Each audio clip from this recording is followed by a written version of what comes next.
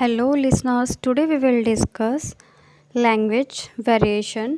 और इसमें हम पढ़ेंगे यार डायलेक्ट के बारे में कि डायलेक्ट क्या होता है, डायलेक्ट और लैंग्वेज में क्या डिफरेंस होता है, एसेंट क्या होता है, स्टाइल क्या होता है और डिफरेंस क्या होता है कॉम्पिटेंस और परफॉर्मेंस में। इन चीज़ों के बारे में आज हम शॉर्ट में पढ़ेंगे। तो पहले लैंग्वेज क्या होता है। Language is a means of communication, जब हम बातचीत करते हैं। और जब भी बात लैंग्वेज की होती है तो नोम चॉम्स्की का नाम आता है सबसे पहले, जिन्होंने लैंग्वेज के ऊपर अपनी थ्योरीज़ दी थी। उनकी एक फेमस थ्योरी थी जो थी LAD, लेट। जो लैंग्वेज है वो हम एक्वायर करते हैं अपने सराउंडिंग से, अपने इन्वायरमेंट से, अपनी फैमिली से। तो ये नोम चॉम्स्की के अकॉर्डिंग था, और उनके अकॉर्डिंग था कि जो लैंग्वेज है, language can not develop in isolation. Isolation means कि अकेले में कभी भी लैंग्वेज का डेवलपमेंट नहीं होता है, जब तक लैंग्वेज के डेवलपमेंट के लिए एक सोशल एरिया का होना बहुत ज़रूरी होता है। अब आप सोचेंगे कि जब बच्चे का जन्म होता है तो वो अपनी फैमिली में होता है, तो आपको याद रखना है कि जो फैमिली है वो बच्चे का फर्स्ट सोशल एरिया होता है। अब ये तो बात हो गई लैंग्वेज की। अब हम बात करते हैं डायलेक्ट। डायलेक्ट क्या होता है, जैसे कि आप बिलोंग करते होंगे, जितने भी लिसनर्स हैं, ज़रूरी नहीं है कि सब दिल्ली से बिलोंग करते होंगे, कुछ यूपी से बिलोंग करते होंगे, बिहार से बिलोंग करते होंगे, राजस्थान से, हरियाणा से। तो आपने देखा होगा कि अगर आप यहीं दिल्ली से भी बिलोंग करते हैं तो यहाँ पे भी थोड़ी थोड़ी दूर पे जो गाँव की लैंग्वेज है वो यहाँ पे देखेंगे आप, हरियाणवी लैंग्वेज बहुत ज़्यादा पॉपुलर है। तो ये जो लैंग्वेज है इसको क्या बोलते हैं, डायलेक्ट, जो सिर्फ एक कम्युनिटी तक बोला जाता है। तो अगर शॉर्टली इसकी बात करें तो इसमें क्या होता है कि जैसे हिंदी में इसको बोली बोलते हैं। A dialect that is associated with a particular social class can be termed a scholar.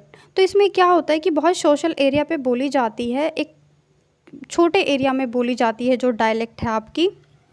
इसमें ज़रूरी नहीं है कि हम वोकैबलरी, ग्रामर, प्रोनाउंसिएशन इन सब चीज़ों का ध्यान रखते हैं, ऐसा बिल्कुल भी नहीं है। अब देखिए लैंग्वेज और डायलेक्ट में थोड़ा सा डिफरेंस है। अब बात करते हैं कि जो डायलेक्ट को लैंग्वेज से अलग करता है, या डायलेक्ट का क्या एरिया है। आइसोग्लोज क्या होता है। Isogloss is defined as the line on a dialect map which bounds the area of certain usage। कि आइसोग्लॉस क्या होता है कि एक एरिया, जैसे कि एक एरिया बना दिया गया है, कि एक एरिया अपने आप बन चुका है सोसाइटी में कि यहीं तक हमें ये वाली बोली यूज़ करनी है, ये वाली लैंग्वेज यूज़ करनी है। आप देखते होंगे खड़ी बोली है, दिल्ली में तो खड़ी बोली यूज़ करते हैं, लेकिन आप जैसे जैसे यूपी की तरफ बढ़ते हैं वहाँ पे एक मेलोडियस आप देखेंगे, वहाँ पे उनकी अवधि जो लैंग्वेज है वो स्टार्ट हो जाती है। तो वहाँ पे भी अलग अलग डायलेक्ट है, ऐसा नहीं है। अब डिफरेंस क्या होता है, हम बात कर लेते हैं लैंग्वेज और डायलेक्ट के बीच में। A dialect is a variety of language. आप देखेंगे कि एक ही लैंग्वेज में बहुत सारी डायलेक्ट होती हैं, बोलियाँ होती हैं, थोड़े थोड़े समूह में लोग इकट्ठे रहते हैं, वो अपनी एक नई बोली बना लेते हैं, बोलना स्टार्ट कर देते हैं। A language can have different dialect. For example, अगर आप एग्ज़ाम्पल के लिए ले तो इंडिया के अंदर ही आप देखेंगे हिंदी आपकी क्या है, एक लैंग्वेज हो गई। उसके अंदर अलग अलग डायलेक्ट्स की बात करें तो हमारी जो भोजपुरी है, जो जो अवधी है, वो इसके क्या हैं, एग्जाम्पल हो गए। A dialect can achieve the status of language. अब हम बात करते हैं कि जो कोई भी डायलेक्ट है, जो बोली होती है, वो लैंग्वेज कब बनती है।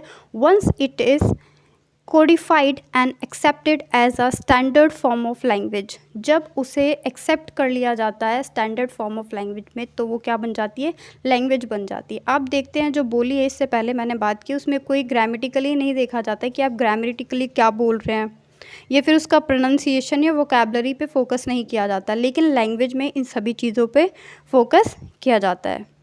अब नेक्स्ट बात आती है इसमें असेंट। असेंट क्या होता है। Accent marks speakers as a member of group by pronunciation of the standard language.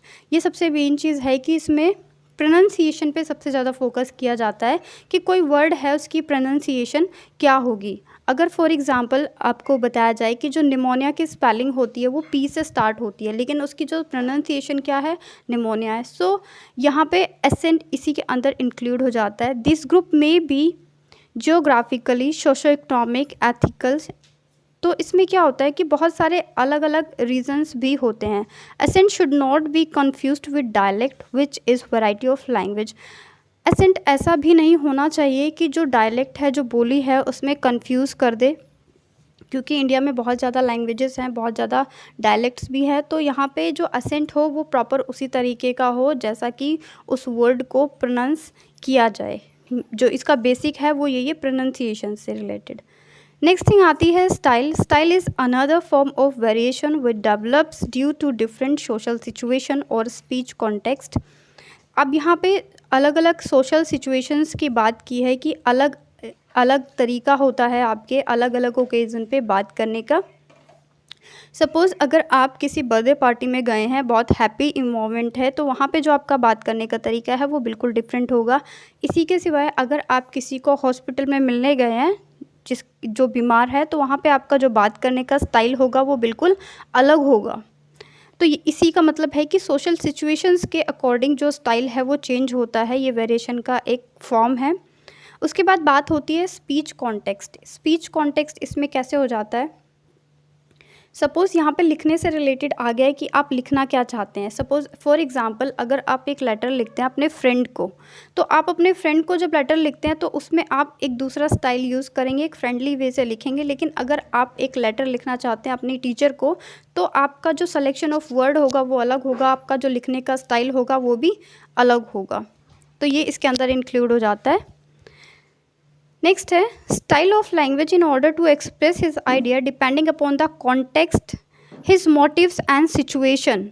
अब यहाँ पे 3 चीज़ें हैं। कॉन्टेक्स्ट ये हम डिस्कस कर चुके हैं कि किस कॉन्टेक्स्ट में लिखी जा रही है। मोटिव्स किसी भी चीज़ को लिखने का या बोलने का मोटिव क्या है, और सिचुएशन। सिचुएशन जैसे मैंने आपको एग्जांपल दिया है कि आप बर्थडे पार्टी में जा रहे हैं या फिर आप हॉस्पिटल में किसी से मिलने जा रहे हैं, तो सिचुएशन के अकॉर्डिंग जो आपका स्पीकिंग स्टाइल है वो चेंज हो जाएगा। मोटिव, आप किस मोटिव से बोलना चाहते हैं वो भी स्टाइल के ऊपर ही डिपेंड करता है। अब नेक्स्ट बात हम करते हैं, जो लास्ट चीज़ है वो ये है कि जो एक टर्म है डिफ्रेंशिएट करने की, एक टर्म है जिसको बोलते हैं कॉम्पिटेंस और परफॉर्मेंस। ये 2 वर्ड हैं जिसमें अक्सर डिस्टिंग्विश का क्वेश्चन आता है या फिर दोनों एक साथ पूछ ले जाते हैं शॉर्ट कीज़ में। तो ये इसी चैप्टर के साथ है, इस पे भी बात की थी चॉम्स्की ने, इसलिए ये इंपॉर्टेंट हो जाता है। तो इन दोनों में क्या डिफरेंस है, देखिए अगर बात कॉम्पिटेंस की है तो आपको पता होगा, आपने बहुत बार सुना होगा अपने टीचर्स से, अपने पेरेंट्स से या अपने फ्रेंड से कि आप बहुत कॉम्पिटेंट हैं, you are enough competence to deal with the problem, you are enough competence to clear the exam. तो कॉम्पिटेंस मतलब क्या, एक एबिलिटी। कॉम्पिटेंस का डायरेक्टली रिलेशन है एबिलिटी, और परफॉर्मेंस का मतलब होता है कि जो आप शो कर रहे हैं, आपके अंदर एबिलिटी है लेकिन आप उसको जब एक्सप्रेस कर सकते हैं, जब करते हैं, तो दिस इज़ योर परफॉर्मेंस। अब यहाँ पे नेक्स्ट बात आ जाती है कि कॉम्पिटेंस के अंदर कौन कौन से पॉइंट्स आते हैं। तो पहला आ जाता है स्पीकर्स नॉलेज ऑफ लैंग्वेज, जो बोल रहा है या जो लिख रहा है उसका नॉलेज कितना है। कॉम्पिटेंस कौन होगा, जिसके अंदर क्या होगा, नॉलेज होगा। उसके बाद आ जाती है एबिलिटी टू प्रोड्यूस, उसके अंदर एबिलिटी भी होनी चाहिए कि वो प्रोड्यूस कर सके। अब ऐसा नहीं कि कोई कॉम्पिटेंट हो लेकिन जब उसे बोलने को बोला जाए या कोई डिबेट ऑर्गेनाइज हो गई है और वो बोल नहीं पा रहा है, तो यहाँ पे उसकी कॉम्पिटेंसी का कोई यूज़ नहीं है। नेक्स्ट बात आ जाती है इसके अंदर कि वो ऐसी भी प्रॉब्लम्स को सॉल्व कर सके जिसको उसने पहले कभी नहीं सुना है, या ऐसी सिचुएशन में भी डील कर सके जिसको उसने पहले नहीं सुना है, तो इसको बोलते हैं कॉम्पिटेंसी लेवल। अब नेक्स्ट पॉइंट है जो हमारा, वो है परफॉर्मेंस। तो परफॉर्मेंस क्या होता है, परफॉर्मेंस के अंदर ग्रामर को इंक्लूड कर दिया जाता है, इंक्लूडिंग ग्रामेटिकली मिस्टेक्स और बेस्ट थिंग्स। अगर कोई किसी स्टूडेंट का जो ग्रामर है वो बहुत अच्छा है और वो बहुत अच्छे से परफॉर्म कर रहा है, तो वो क्या है, उसका परफॉर्मेंस बहुत अच्छा है। इसके अंदर बहुत सारी चीज़ें आ जाती हैं, जैसे हेजिटेशन भी नंबर 2 में आप हेजिटेशन को काउंट कर सकते हैं परफॉर्मेंस पे। कोई स्टूडेंट है वो कॉम्पिटेंट तो बहुत है, लेकिन जब उसे परफॉर्म करने को बोला जाता है तो स्टेज फियर है उसे, वो हेजिटेट करता है। ये फिर आपने देखा होगा क्लासरूम में जब प्रेजेंटेशन होती है तो कुछ स्टूडेंट्स होते हैं जो बहुत कॉम्पिटेंट होते हैं, इंटेलिजेंट होते हैं, लेकिन जब स्टेज पे जाते हैं तो उनके अंदर बहुत ज़्यादा हेजिटेशन होती है। तो ये भी परफॉर्मेंस का ही एक एग्जाम्पल है। तो ये वो चीज़ें हैं जो कॉम्पिटेंस और परफॉर्मेंस को डिफ्रेंशिएट करती हैं, अलग अलग कर देती हैं।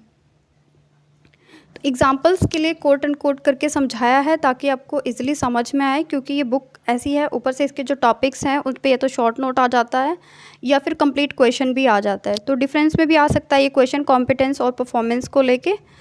आई होप आपको अच्छी लगी होगी video. If you like the video so please like share and subscribe us. Be with us, take care friends, good bye.